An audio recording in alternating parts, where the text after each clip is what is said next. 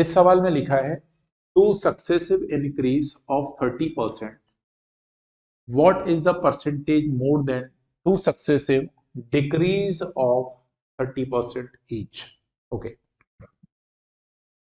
देखो दो आर्टिकल का सक्सेसिव इंक्रीज या फिर डिक्रीज कैसे निकालते हैं, ठीक है ना।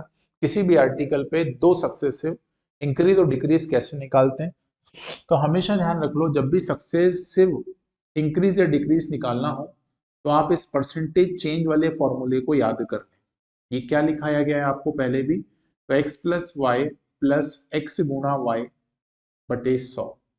ये आपने पहले भी मेरे साथ इस कॉन्सेप्ट को ध्यान से लिखा हुआ है, पढ़ा हुआ है, आई थिंक इस कॉन्सेप्ट को ध्यान से समझा भी है आपने, ठीक है।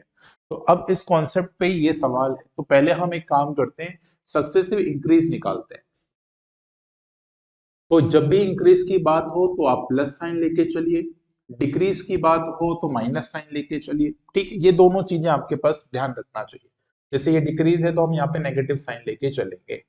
तो अब देखो x की वैल्यू एक बार 30 ले लेते हैं और दूसरी बार भी 30 ही बढ़ रहा है, तो दूसरी बार भी प्लस का 30, ये हो जाएगा 30 इंटू 30 और अपॉन में हो जाएगा आपके पास 100, तो ये हो गया टोटल 60।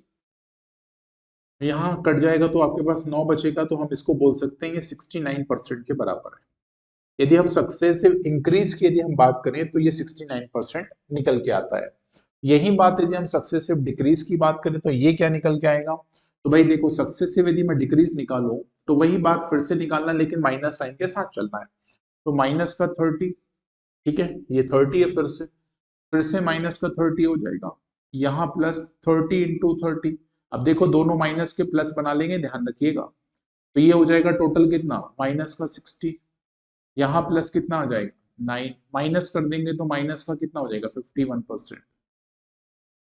तो ये चीज हमें मालूम पड़ गई कि सर ये वैल्यू और ये वैल्यू में क्या रिलेशन आ गया है। तो अब क्वेश्चन क्या बोलता है आगे, बस हमें देखो फिर से क्वेश्चन को ध्यान से पढ़ लो। Two successive increase of 30% each is what percent more than किसके साथ है, टू सक्सेसिव डिक्रीज ऑफ 30%, मतलब ये वैल्यू इस वैल्यू से कितना ज्यादा है। तो भाई 51 में हम कितना ऐड करेंगे 69 हो जाए, तो आप बोलेंगे सर आप 18 ऐड करेंगे, राइट, कितना ऐड करेंगे 18। तो भाई ये जो परसेंटेज चेंज निकालना होता है, जितना भी चेंज होता है उसको ऊपर लिखते हैं, ठीक है, और किसके रिस्पेक्ट में हो रहा है विद रिस्पेक्ट टू वो नीचे लिखते हैं और गुणा कर देते हैं अपन लोग 100। तो बस इसी कॉन्सेप्ट को यहाँ लगा दो। तो 18 किस पे इंक्रीज हुआ है, तो 51 पे, तो 18 ऊपर आएगा, नीचे आएगा 51 और गुणा अपन लोग कर देंगे 100 से। अब आसान सा कॉन्सेप्ट सॉरी नंबर बन गया है। हम यदि ऑप्शन पे थोड़ा सा ध्यान दें, इंपॉर्टेंट है ऑप्शन, यदि हम ऑप्शन पे भी ध्यान दें तो हमारा ये सवाल आसानी से बनाया जा सकता है, राइट। क्या होगा भाई इसमें, देखो ऑप्शन कैसे देखना है, तो आप ऑप्शन को ऐसे देख लो। देखो यदि मैं ये कॉन्सेप्ट में सिखा चुका हूं कई बार, डिनोमिनेटर वाले नंबर को आप 100% मान लो और इस 100% को इतना कम करो कि ये 18 बन जाए। तो यदि मैं आपसे बोलूं 10% कितना होगा, तो आप बोलोगे 5। 10% कितना होगा, 5.1 होगा। तो 10% यदि 5.1 है तो भाई बताओ मुझे, यदि मैं 18 बनाना चाहता हूं तो 5 का 3 गुना 15, मतलब 30% से बड़ा आंसर आने वाला है। तो 3% से बड़ा आंसर ये नहीं है, ये नहीं है, ये बहुत बड़ा है, आसपास देखना हमें, ये आ गया आंसर ऑप्शन नंबर बी। तो हमें सवालों को इस तरह से करना है कि हमारा जल्दी सवाल हो। तो ये कॉन्सेप्ट भी ध्यान रखें जो मैंने आपको पढ़ाया।